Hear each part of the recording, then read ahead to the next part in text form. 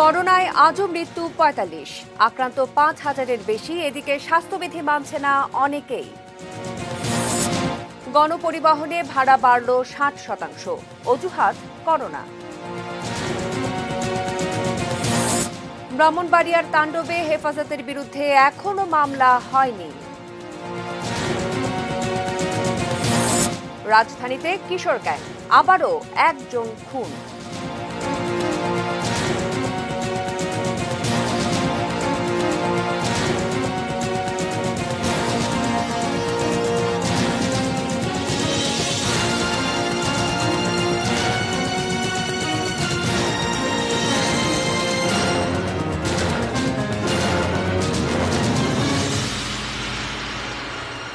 দেখছেন ATN news. সন্ধ্যা ৬টা news আওয়ারে আপনাদের সঙ্গে রয়েছি আমি শ্রাবণী জলি। শুনছিলেন সংবাদ শিরোনামগুলো।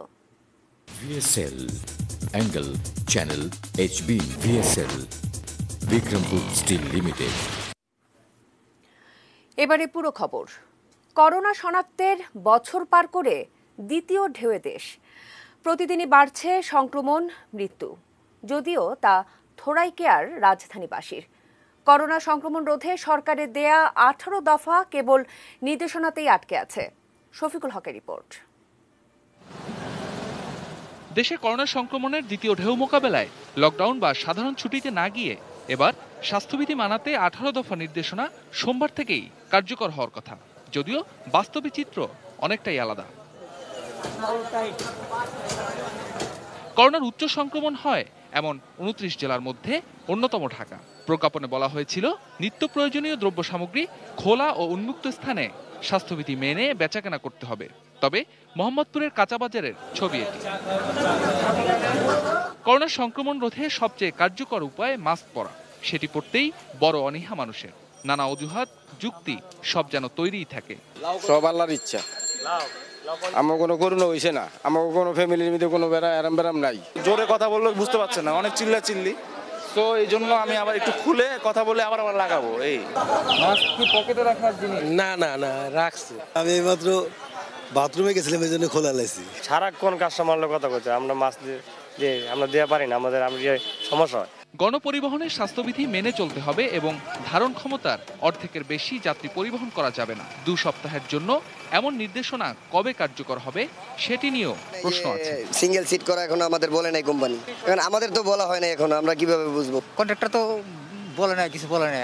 বলছি আমি আগে বলছি এদেরকে নিষেধ করে তারপর উঠে যাও, দেখছেন আপনার সামনে উঠলো, আমি না করলাম, তারপর মুখে লাগাইছে মাস্ক আছে তো। একসাথে 2 জন বসছেন, মাস্ক পরে বসছেন। মাস্ক আছে পকেটে। মাস্ক বাসায় বলে পালাই আসছে যে পরবো, মানে এদিকে রিচার্জ করতে আসছিলাম তো পকেটে রাখছি।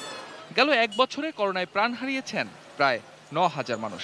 স্বাস্থ্যবিধি মানতে অনীহা আর মানুষের এমন অজুহাত করোনা সংক্রমণ কোথায় নিয়ে যাবে সেটি এখন দেখার বিষয়। শফিকুল হক, এটিএন নিউজ, ঢাকা। এদিকে করোনা আক্রান্ত হয়ে দেশে আরও ৪৫ জনের মৃত্যু হয়েছে। এই নিয়ে মৃতের সংখ্যা বেড়ে দাঁড়ালো ৮,৯৯৪-তে।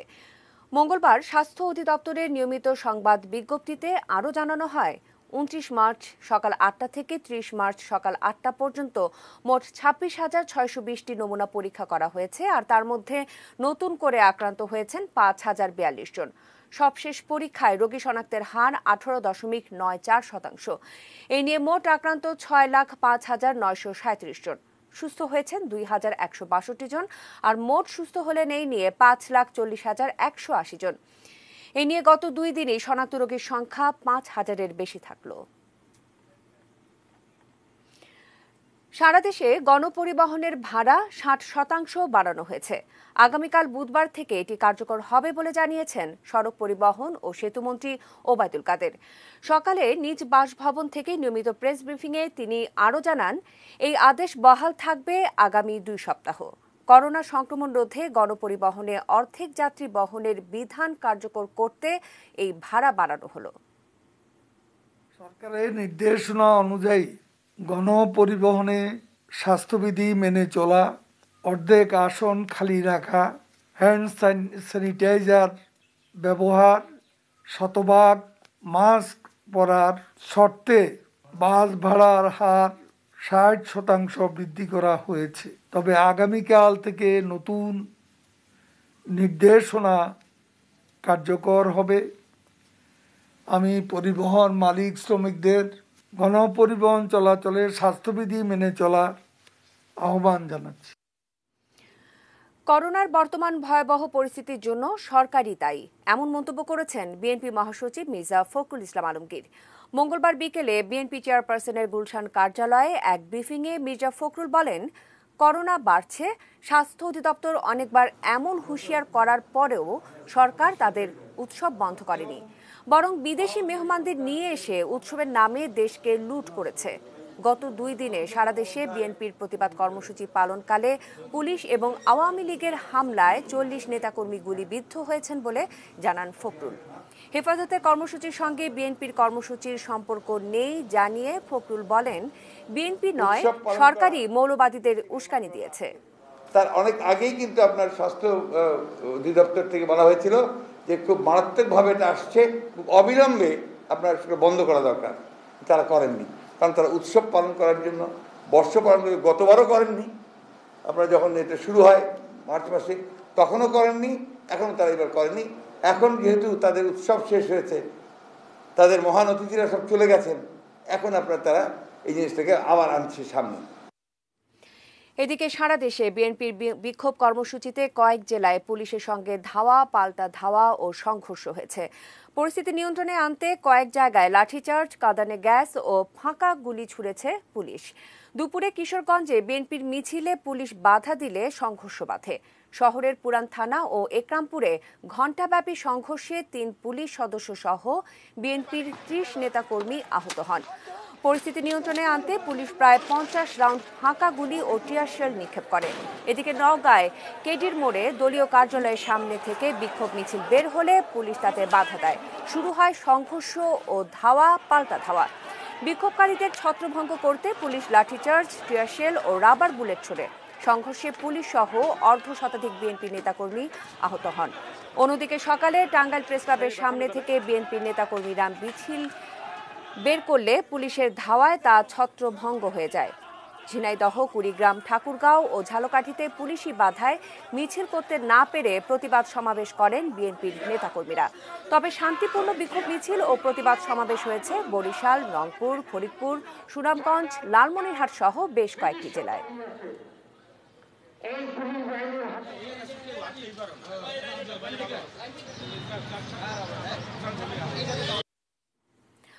8 বছরেও হেফাজতে ইসলামের বিরুদ্ধে হওয়া বেশিরভাগ মামলার নিষ্পত্তি হয়নি। 2013 সালে হওয়া 83টি মামলার মধ্যে মাত্র 22টির চার্জশিট হলেও বাকিগুলো তদন্ত চলছে ধীরগতিতে।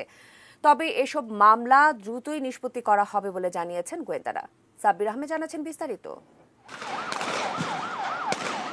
2013 সালের ফেব্রুয়ারিতে রাজধানীর শাহবাগে গণজাগরণ মঞ্চের আন্দোলন চলাকালে কথিত নাস্তিক ব্লগারদের শাস্তি সহ 13 দফা দাবিতে হঠাৎ সক্রিয় হয়ে ওঠে কওমি মাদ্রাসা ভিত্তিক সংগঠন হেফাজতে ইসলাম বাংলাদেশ। এসব দাবিতে ওই বছরের 5ই মে ঢাকার 6টি প্রবেশ মুখে অবরোধ কর্মসূচি শেষে মতিঝিলের শাপলা চত্বরে অবস্থান নেন হেফাজতের বিপুল সংখ্যক কর্মী সমর্থক। এর আগে দিনভর পুলিশের সঙ্গে তাদের সংঘর্ষ হয়। এ সময় মতিঝিল, পল্টন ও আশপাশের এলাকায় ফুটপাতের শত শত দোকান, ফুটপাতের পাশের লোহার বেষ্টনী এবং আশপাশের অনেক সরকারি বেসরকারি স্থাপনা, যানবাহনে ভাঙচুর ও অগ্নিসংযোগের ঘটনা ঘটে। ওই রাতে পুলিশ, র্যাব ও বিজিবির যৌথ অভিযানের মুখে হেফাজতের নেতাকর্মীরা ছত্রভঙ্গ হয়ে যান।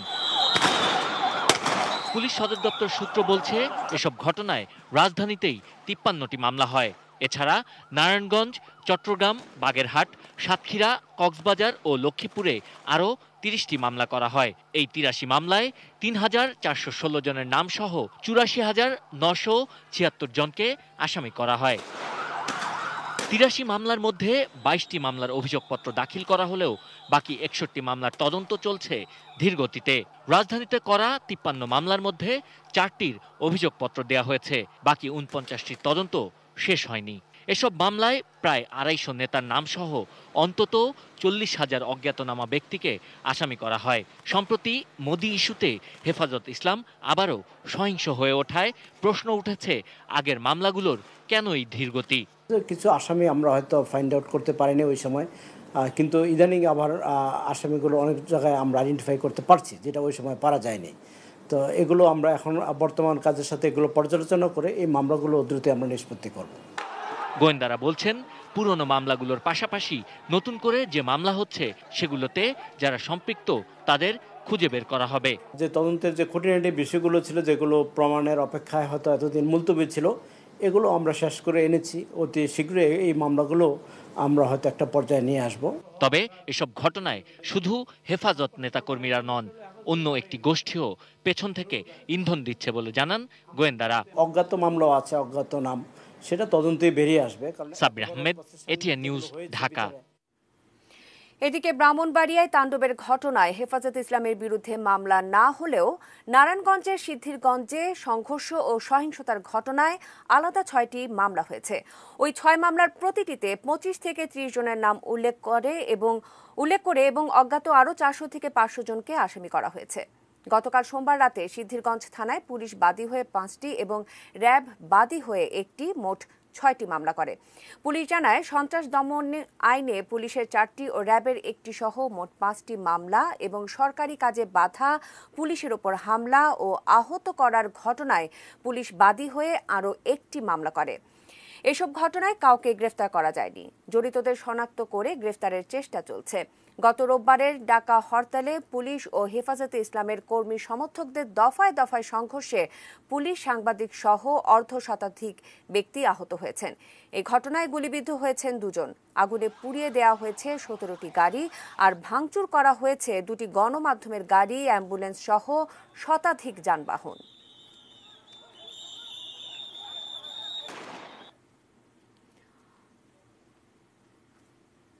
অন্য প্রসঙ্গ, রাজধানীতে কিশোরদের গ্যাং কালচার থামছে না। শবে বরাতের রাতেও কিশোর গ্যাংয়ের হামলায় নিহত হয়েছে 1 কিশোর। এই ঘটনায় 3 জনকে আটক করা হয়েছে। এদিকে অপরাধ বিশ্লেষকরা বলছেন, কিশোরদের আরও বেশি ইতিবাচক কাজের সঙ্গে যুক্ত করতে হবে। তাহলেই তাদের এই নেগেটিভ হিরোইজম থেকে বের হয়ে আসতে সহায়তা করবে। আমিনুল ইসলামের রিপোর্ট। রাজধানীর সূত্রাপুরে কিশোর গ্যাংয়ের বিরুদ্ধে অনন্ত নামে 1 কিশোর নিহত হয় সোমবার রাতে। এই ঘটনায় আহত হয় আরও 2 জন। নিহত অনন্তের সঙ্গে বেশ কয়েকজন বন্ধু ছিল এ সময়।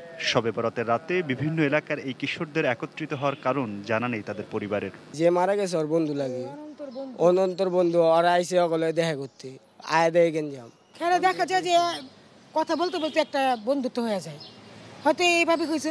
গ্যাং কালচারে জড়িত থাকার অভিযোগে নানা সময় আইনশৃঙ্খলা বাহিনী আটক করে অনেককেই সংশোধনাগারে পাঠিয়েছে, কিন্তু তারপরও থামছে না এই কিশোর অপরাধ। তারা তো নিজেরা গ্যাং হয়ে ওঠে নাই, আমরা কি করছি? আমি বলতে আমরা আছি, সরকারের পক্ষ থেকে বিভিন্ন সংস্থা কাজ করছে, বাবা মা তো আছেন, শিক্ষকরা তো আছেন, তারা কি করছেন? So we shouldn't describe them as Kishore gang. আমার মনে হয় এই শব্দটাকে পরিবর্তন করে অন্য কিছু বলা উচিত। 2017 সালের জানুয়ারিতে উত্তরা 13 নম্বর সেক্টরে আদনান কবির হত্যার পর কিশোর গ্যাং কালচারের বিষয়টি সামনে আসে। এসব গ্রুপের এখন ব্যাপ্তিও বেড়েছে। 15 থেকে 20 বছর বয়সী এই কিশোরদের প্রতিটি গ্রুপে 10 থেকে 20 জন করে সদস্য থাকে। সামাজিক যোগাযোগ মাধ্যমে উদ্ভট সব নাম দিয়েও খোলা হয় গ্যাং গ্রুপ। এখানে সামাজিক অনুশাসনের ভূমিকার প্রয়োজনীয়তা রয়েছে। অপরাধ বিশ্লেষক তৌহিদুল হক মনে করেন, এই কিশোরদের সংঘবদ্ধ হওয়ার পেছনে অনেক সময় কোনো গডফাদার বা প্রভাবশালী কেউ কাজ করে। প্রথমে এটি বন্ধ করতে হবে, কারণ যারা তৈরি করছেন তাদের বিশেষ বিশেষ উদ্দেশ্য রয়েছে। সেটি এলাকায় আধিপত্য বিস্তার হোক, রাজনৈতিক প্রভাব খাটানো হোক, অথবা কোনো টেন্ডারবাজি হোক, অথবা অন্য কোনো বিষয় দখল অথবা ছিনতাই, এই সমস্ত ব্যাপারগুলোতে হোক। তাহলে যারা তৈরি করছে, আমার বিচারের জায়গাটি নিশ্চিত করতে হবে তাদের বিরুদ্ধে। Aminul Islam, ATN news, Dhaka. এবারে 28 মার্চ টি-20 সিরিজ বাংলাদেশ বনাম নিউজিল্যান্ডের খবর।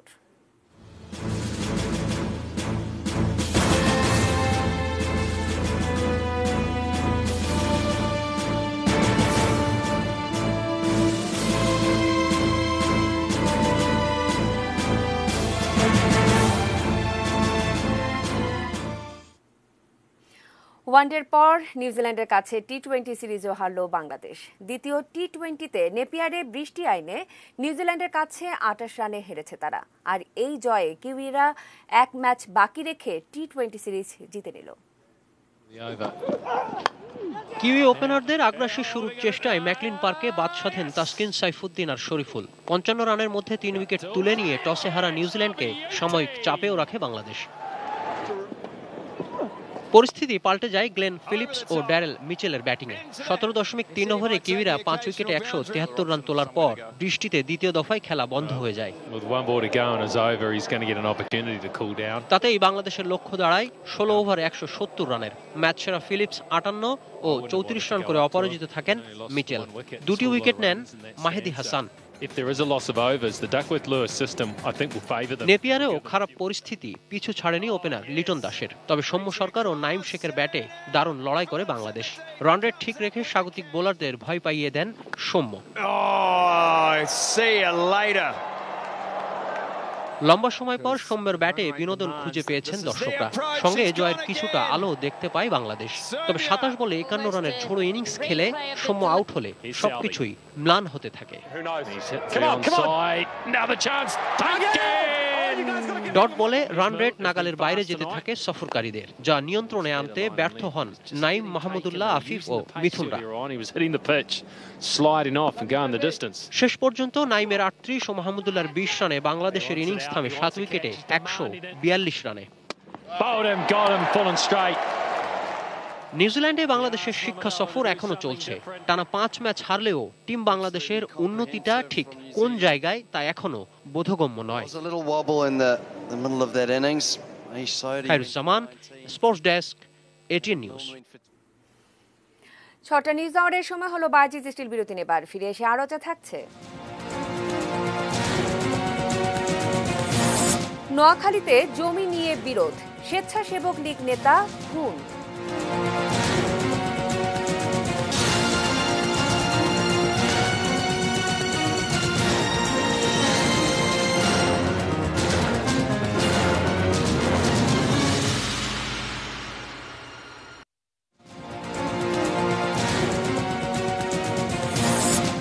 করোনায় আজও মৃত্যু 45, আক্রান্ত 5000-এর বেশি। এদিকে স্বাস্থ্যবিধি মানছে না অনেকেই। গণপরিবহনে ভাড়া বাড়ল 60%, অজুহাত করোনা। ব্রাহ্মণবাড়িয়া তাণ্ডবে হেফাজতের বিরুদ্ধে এখনো মামলা হয়নি। রাজধানীতে কিশোর গ্যাং, আবারও একজন খুন।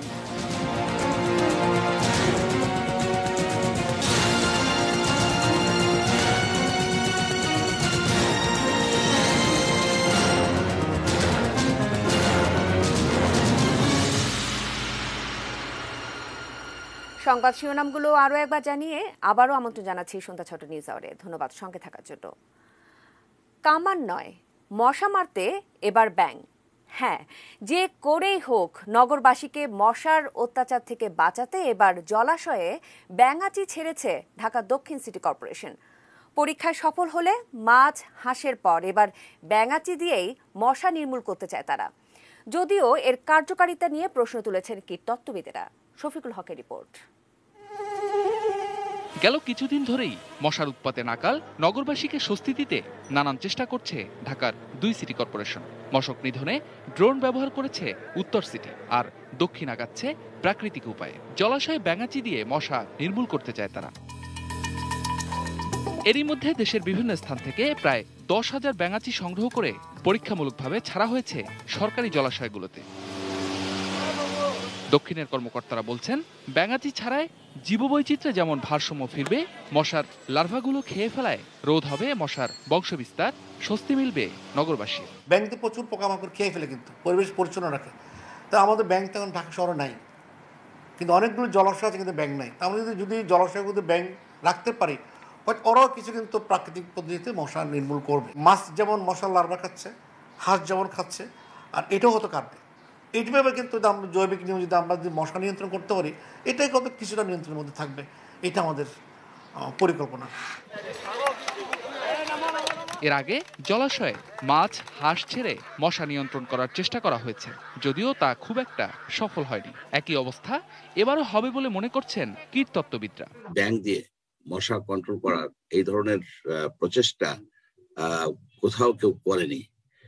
তার প্রধান কারণ হচ্ছে যে ব্যাঙাচিরা আপনার মশার লার্ভা খায় না। গভর্নমেন্টের উচ্চ মহলের উচিত হবে মশা নিয়ে মশকরা না করে বিভিন্ন রকমের উদ্ভট এর মধ্যে না যে এরা সমস্যার গভীরে যান এবং এটা একটা টাইম লাইন ধরে এই সমস্যাগুলি সমাধান করুন। আমরা উদ্যোগ নিতে তো আপত্তি নেই, এটা তো আমাদের কোনো আর্থিক লস করো না, আমাদের কোনো পয়সা খরচ করো না, একটা উদ্যোগ নিতে পারি পরীক্ষামূলকভাবে, ঠিক না? যে কোনো কিনে আনতে হলো না, আমাদের কোনো একটা উদ্যোগ নিতে পারি আমরা, যদি সফল হয়ে যাই ভালো। এবার অন্য বছরগুলোর তুলনায় এমনিতেই মশার ঘনত্ব বেশি। নগরবাসী যখন এই যন্ত্রণা থেকে মুক্তির উপায় খুঁজছে, তখন সিটি কর্পোরেশনের এমন উদ্যোগ কতটা কার্যকর হবে তা জানতে অপেক্ষা করতে হবে নগরবাসীকে। শফিকুল হক, এটিএন নিউজ, ঢাকা। সারা দেশের আরো কিছু খবরাখবর। নোয়াখালীতে জমি নিয়ে বিরোধে খুন হয়েছেন স্বেচ্ছাসেবক লীগ নেতা মোহাম্মদ আলী মনু। এই ঘটনায় তার চাচা ইকবালকে আটক করেছে পুলিশ। নিহত মোহাম্মদ আলী পৌর এলাকার কাশীপুর দত্তবাড়ির বাসিন্দা এবং নোয়াখালী শহর স্বেচ্ছাসেবক লীগের ত্রাণ ও দুর্যোগ বিষয়ক সম্পাদক। পরিবারের অভিযোগ, জমি জমা নিয়ে ইকবালের সঙ্গে তাদের বিরোধ ছিল। এরই জেরে সোমবার রাত 12টার দিকে ইকবাল ও তার সহযোগীরা বাড়ির পাশে একটি দোকানে মনুকে বেধড়ক মারধর করে ও কোপায়। নোয়াখালী জেনারেল হাসপাতালে যাওয়ার পর চিকিৎসক মনুকে মৃত ঘোষণা করেন। সুধারাম থানার ওসি মোহাম্মদ শাহিদ উদ্দিন জানান, প্রাথমিক অভিযোগের ভিত্তিতে নিহতের চাচা ইকবালকে আটক করা হয়েছে। এদিকে অন্যদেরও আটকের চেষ্টা চলছে।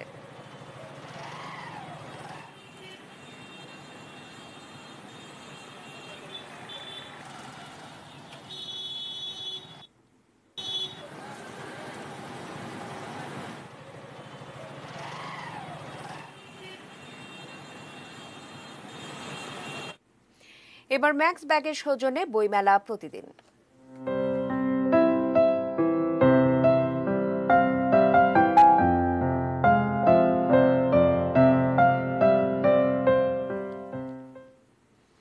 অমর একুশে গ্রন্থমেলার 13তম দিনে ছুটির আমেজে বইমেলার সমাগম কেমন তা জানতে আমরা সরাসরি যুক্ত হচ্ছে আমাদের সহকর্মী আরাফাত সিদ্দিকীর সঙ্গে। আরাফাত, গতকালই করোনা প্রতিরোধে আমরা জানি যে 18 দফা নির্দেশনা দিয়েছে সরকার। এই অবস্থায় কেমন দেখছেন আজকের বইমেলা? জলি, আমি দুপুরে যখন আবারও এখান থেকে সরাসরি সম্প্রচার এসেছিলাম তখন জানিয়েছিলাম যে আসলে এবারের মেলা বেশ বড় পরিসরে হচ্ছে এবং প্যাভিলিয়নগুলো অনেক ফাঁকা ফাঁকা জায়গায় রয়েছে, যার ফলে প্রচুর মানুষ এখানে প্রবেশ করলেও করোনার যে ঝুঁকি, সেই ঝুঁকিটি আসলে অন্তত অমর একুশে গ্রন্থমেলায় নেই। এবং মানুষ যে অনেক এসছে সেটিও আসলে বোঝা যায়নি, ফাঁকা মনে হয়েছে, কারণ বেশ ছড়ানো ছেটানো রয়েছে প্যাভিলিয়ন বা স্টলগুলো। এবার এই সন্ধ্যার নাগাদ আসলে যে অবস্থা, সেটি আসলে এই বিশাল জায়গা জুড়েও, এই সোহরাওয়ার্দী উদ্যান অংশের পুরো এলাকা জুড়েও আসলে প্রচুর মানুষের ভিড়। আমি যে জায়গাটিতে দাঁড়িয়ে আছি সেই জায়গাটিতে কিছুটা ফাঁকা অবস্থায় রয়েছে। এটি সোহরাওয়ার্দী উদ্যানের একেবারে পশ্চিম অংশ, কিন্তু পূর্বে অংশে প্রচুর মানুষ ভিড় করে অবস্থান করছেন এবং তারা বই কিনছেন, বই দেখছেন। যে পাঠকদের সঙ্গে কথা বলেছি, প্রকাশকদের সঙ্গেও কথা বলেছি, মেলার আয়োজকদের সঙ্গেও কথা বলেছি। আয়োজকরা বারবারই বলছেন যে মাস্ক পরে মেলায় প্রবেশ করার জন্য। অধিকাংশ মানুষই মাস্ক পরে প্রবেশ করতে হচ্ছে। মাস্ক পরে আসলে সবাইকে প্রবেশ করতে হচ্ছে, সে সঙ্গে হাত স্যানিটাইজ করে প্রবেশ করতে হচ্ছে, কিন্তু অনেকে ভেতরে এসে মাস্ক খুলে ফেলছেন। সেটিও আসলে যাতে আইন শৃঙ্খলা রক্ষাকারী বাহিনী দেখে, সে কারণে মেলার আয়োজক বাংলা একাডেমির পক্ষ থেকে বারবারই আইন শৃঙ্খলা রক্ষাকারী বাহিনীকে সেই অনুরোধ করা হচ্ছে। আর প্রকাশকরা যেটি বলছেন যে সাধারণত এবার এই বইমেলায় যারা আসেন অধিকাংশই আসলে সচেতন ও শিক্ষিত মানুষ। শিক্ষিত এই সচেতন মানুষের মধ্যে আসলে করোনা ছড়ানোর ঝুঁকিটা কম, কেননা তারা স্বাস্থ্যবিধিগুলো জানেন যে কখন আসলে ঘরে থাকতে হবে, কখন আইসোলেশনে থাকতে হবে, কখন আসলে বের হওয়া যাবে। তো এই শিক্ষিত মানুষের মধ্যে যাতে সেই সচেতনতা আরও বাড়ে, সেই কারণে তারা চেষ্টা করছেন এবং সেই সঙ্গে সবাইকে অনুরোধ করছেন বইমেলা অবশ্যই তারা আসবেন, বই কিনবেন, কিন্তু করোনার স্বাস্থ্য ঝুঁকির কথাটাও তারা মাথায় রাখবেন। তো এই ছিল আমার কাছে অমর একুশে গ্রন্থমেলা থেকে সর্বশেষ। অসংখ্য ধন্যবাদ আরাফাত সিদ্দিকী আপনাকে। দর্শক, আরাফাত সিদ্দিকী জানাচ্ছিলেন আজকে গ্রন্থমেলার খবরাখবর। এবারে জানাবো সোশ্যাল ইসলামী ব্যাংক লিমিটেড বাণিজ্য সংবাদ।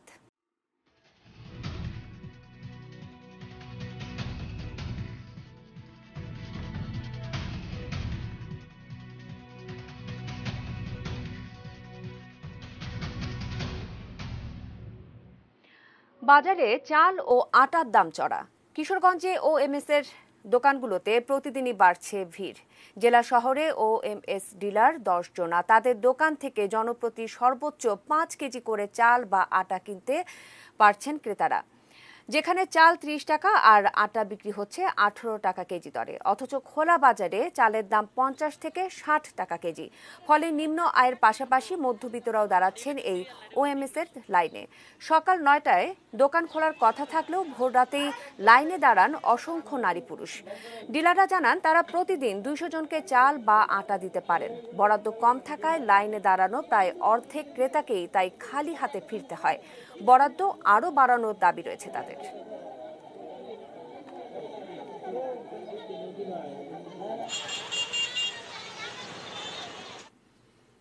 এবারে মেটার প্রেজেন্স কৃষি সংবাদ, সুজলা সুফলা।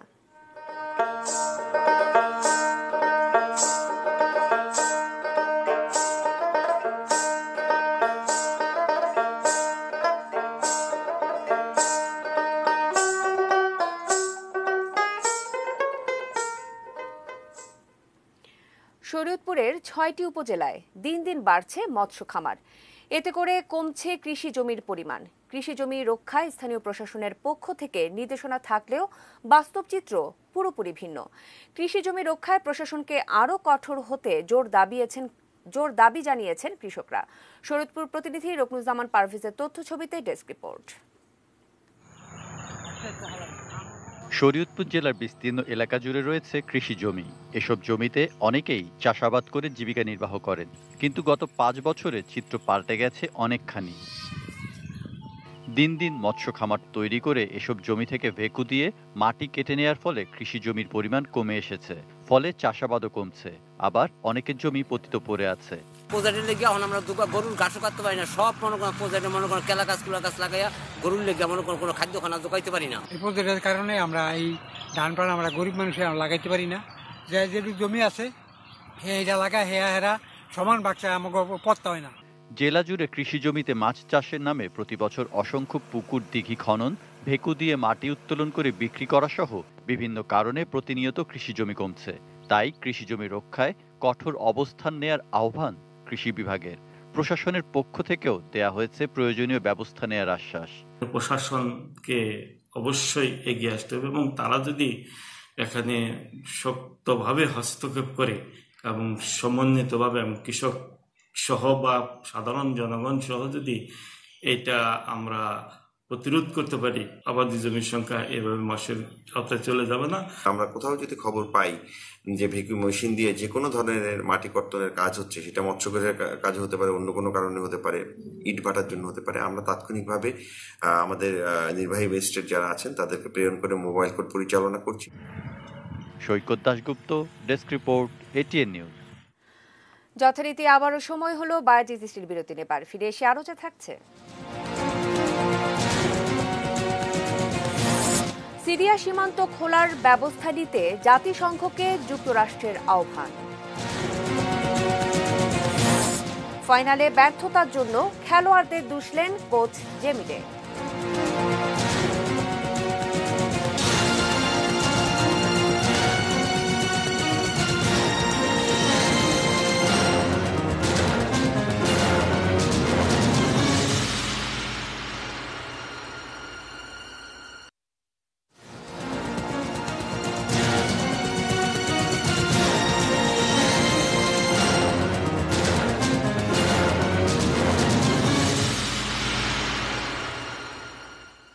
বিরতি থেকে আবারও ফিরে এলাম সন্ধ্যা 6টা নিউজ আওয়ারে। আর ফিরে এসে এবারে জানাবো দেশের বাইরের খবর।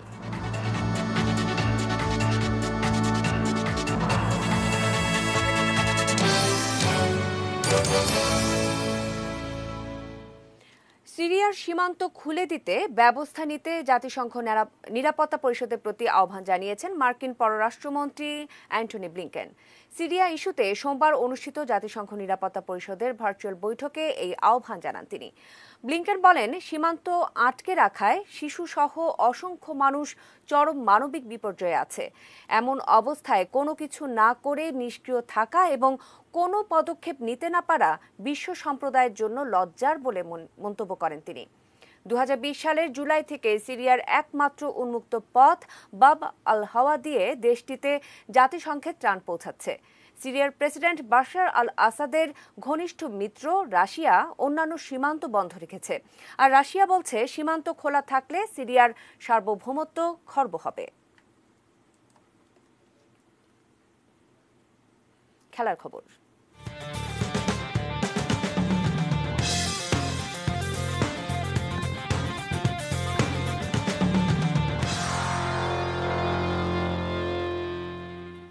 নেপালে ট্রাই নেশন কাপের শিরোপা হাতছাড়া হওয়ার পর অবশেষে গণমাধ্যমের মুখোমুখি হলেন জাতীয় ফুটবল দলের কোচ জেমিটে।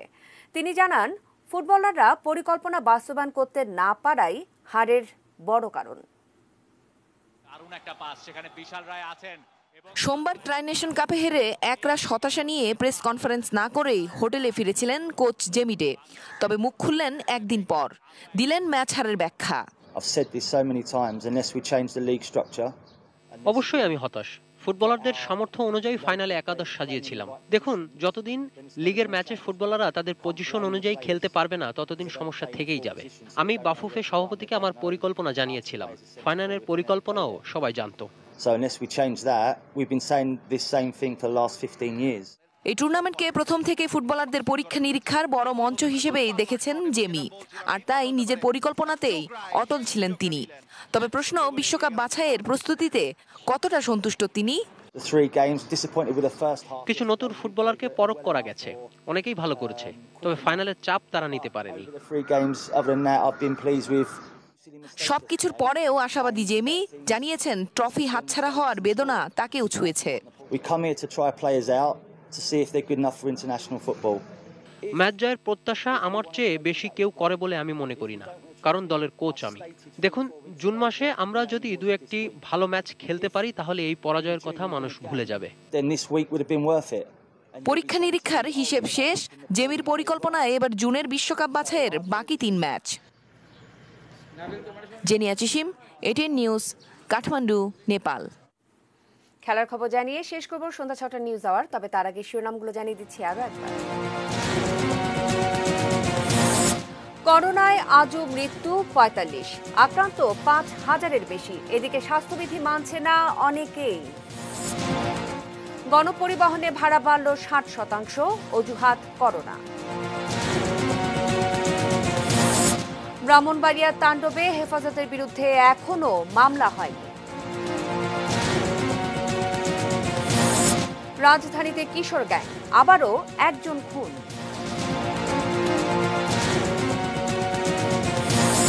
নোয়াখালীতে জমি নিয়ে বিরোধ, স্বেচ্ছাসেবক লীগ নেতা খুন।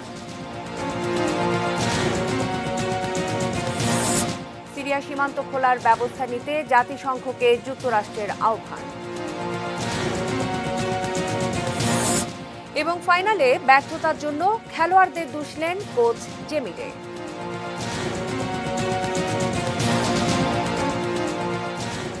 এই ছিল সন্ধ্যা 6টার নিউজ আওয়ার। সঙ্গে থাকুন, দেখতে থাকুন এটিএন নিউজ। আর এটিএন নিউজের ব্রেকিং নিউজ আপনার মোবাইলে পেতে টাইপ করুন STARD স্পেস N এবং পাঠিয়ে দিন 5959 এই নম্বরে। ধন্যবাদ।